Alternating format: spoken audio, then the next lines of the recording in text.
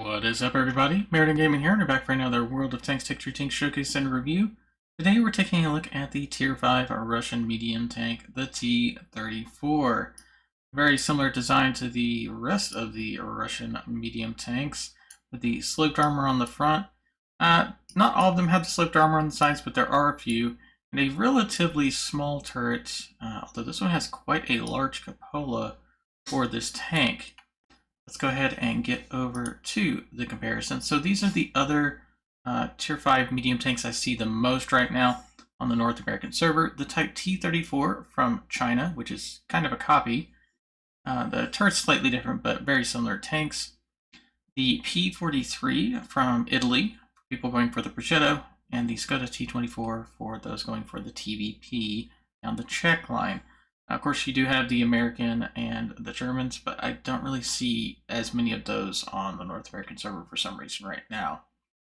Alright, so DPM, kinda low. This thing has a relatively slow fire rate of 5.4, being the slowest out of all these, but does do a little bit more damage than everyone else at 115. Penetration is also pretty good. Shell velocity, though, very slow at 816. Not as slow as the P43, but definitely one of the slowest here. Now we can throw on some APCRs here, which give us 156, which allows you to compete with those tier 7s. Not all the heavily armored ones, but you can go through most of them with this. And then that ups our shell velocity to almost, or just over 1,000. So definitely very useful. Ammo capacity of 85, so you can take a little bit of everything. AP, APCR, and a few HE. Always take at least 3. You know my motto. Always want to be able to reset those enemy tanks on the cap. Aim time of 2.9. This is one of the downsides of this tank. It does take a while for your shots to aim in. I prefer anything under 2, so most likely I would try to get that down a little bit. Although most of the time I just do it with vents. And dispersion of 0.41, definitely worse than all of these, especially because if you also look at your moving statistics with your tank and turret traverse, yeah, also very bad. So we definitely want to try to get that down to help minimize the soft stats here. And depression of 8 degrees, decent. You're not going to be the best on a ridgeline like the P43 or Skoda or the American tank, but you're definitely much better off than the Chinese tank with 5 degrees. Also have a little bit better elevation than everyone else here. Speed, they're all pretty close at 56, 42. One of the slower ones here, mainly because of the extra weight. But yeah, I could definitely get into position about the same time as everyone else, if not a little bit before. And your terrain resistances are pretty good, except on soft, but they're pretty much all that way except for the Skoda because of how light he is. Then we get down to our armor. This is another downside to this tank. You are not going to be bouncing rounds. You definitely have to use your higher deep damage shots to effectively trade. You don't want to take more than one shot from an enemy, but you can definitely poke out, hit them once, and then retreat, wait for you to reload, rather than sit out there and take multiple rounds from one of these other tanks. So yeah, it's going to be an alpha versus DPM, or how fast they fire kind of battle. Camo, decent, not the best, but you can still make that work if you really want to buff this up and get some ability to hide in the bushes a little bit better. And view range, of course, is straight across the board 350. So you're not really going to be spotting much. I mean, if you play this tank enough, of course, you can beef up the skills. Anyway, speaking of skills, we're going to do camouflage paint, we're going to do brothers in arms, we're going to do smooth ride, and snapshot are going to be our main ones. Eventually, if you continue to play, you're going to want situational awareness and recon, and off-road driving is always a good option, as well as clutch braking. As far as our budget build, we're going to do, of course, vents, helps improve all the soft stats. You're going to want your gun rammer. You definitely want to get that reload time down. And I always prefer the improved aiming. Some people prefer to use either the rotational or the enhanced gun drive. But since we can't get vertical stabilizers at this tier, I prefer to go with that. So what does that do? That gets our reload time down to 4.71, so better than the Skoda, and only a second slower than the P43. That gets our aim time down just a little bit at 2.78, and our dispersion down to 0.37, so almost on par with at least a couple of them. Of course, your other stats are still a little bit too high to compete, but you can make it work. That also is going to slightly increase our view range to 386. You could run 2 setups on this and probably put coated optics on the second one if you do want to do your field mods. And our camo is a little bit still low. So let's say if we wanted to do a secondary setup, I don't know why it did not keep Brothers in Arms camouflage paint. It does that all the time. Let's see, what's that do? Nope. I went the other way. It's like it's not. Okay. Anyway, if you're going to do a second setup, probably drop this for your coated optics here. And that would get us a little bit better spotting range at, what was it, 415. You could probably do binocs if you really want to have a little bit better spotting, but that's the way I would run it. Anyway, let's go ahead and get over to the gameplay. We're going to be watching. I am not even going to attempt to pronounce the name. Well, I guess I should. Jetu? I don't know. It's looks foreign, and I am not great at pronouncing foreign names, so we'll just go with K. All right, K. Let's see you play your T34 on Malinovka. I always forget to increase the size of the thing before we start. All right, so T34 in the autumn camo. All the leaves. Looks like a giant pile of leaves, but I would not jump into it. It would probably hurt. All right, at least initially headed up towards the hill.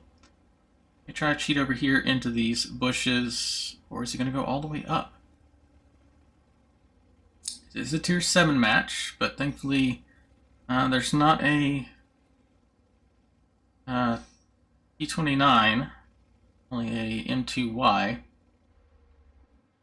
I'm going to try to get a few shots here. Oh, there's a... Oh, and yeah, there's that gun dispersion. That's going to be a pain. It's definitely upped his, whatever you call it. Oh, their setter is already dead, so now they don't have anyone spotting. I'll try to get a few shots at the enemy light tank here. There you go.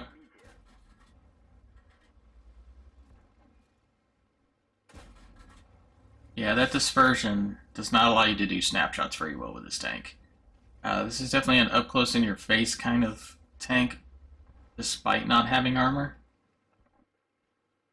Oh, something else has been spotted. There you go, M10. Oh, there you go. That damage just is not there. Actually, he might be using the small gun. I felt like he's not doing as much damage with each hit. Yeah, he's using the small gun here. Because you can see the reload time is like 2.5 to 3 seconds. So he's going for DPM over alpha. But the gun dispersion is still pretty bad. Ooh, somebody up on top has seen him. Doug is getting spotted out. Yeah, his heavy tanks are just now arriving up top, so they should be able to run off that Pollack. Oh, nice. Good hit there.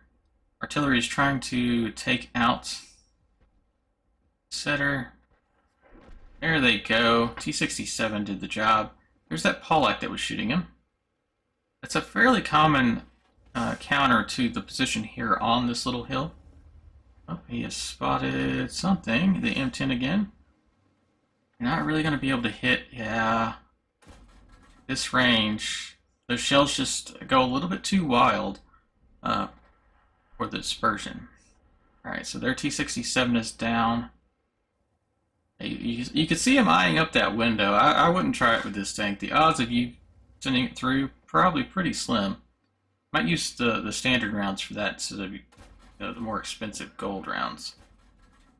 Oh, nice. Got a couple hits there.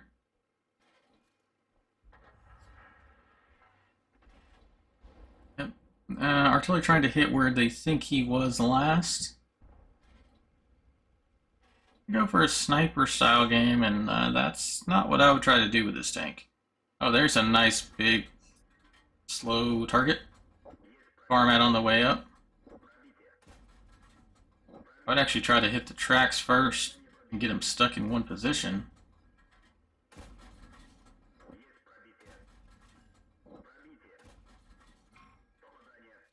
Now this guy is okay. Now he's getting more of an angle that can't be pinned at. But yeah, those rounds going a little wild still.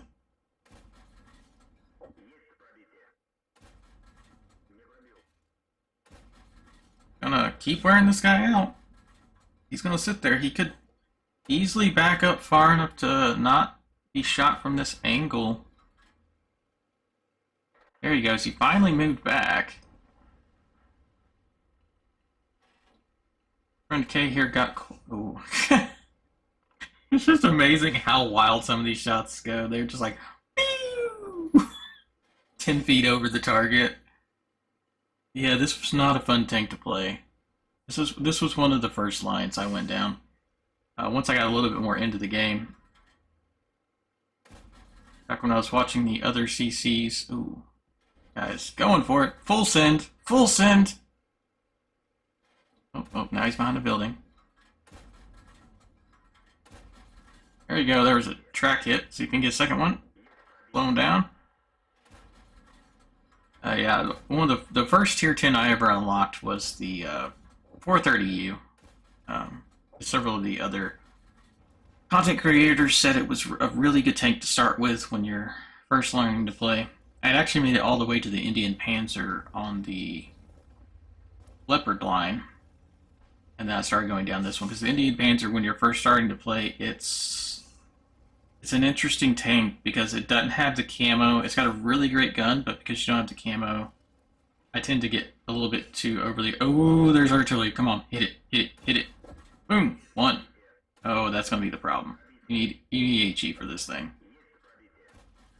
Look at him just slowly backing up. And one more. You hit every single shot there. Very nice. 2,000 damage. Oh. That's going to be a pixel shot. I don't know if you're going to hit that. Alright, yeah, going over the top. Getting lucky that the OI can't spot him from this range. Trying to get... Right, there's one. But there's the Basato.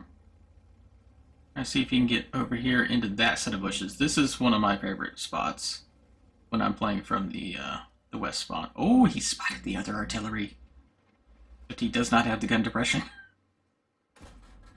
One. Yeah, I would have switched to HE for this. One more. Oh, nice. Another kill. 2 kills. He gets spotted, so that's good.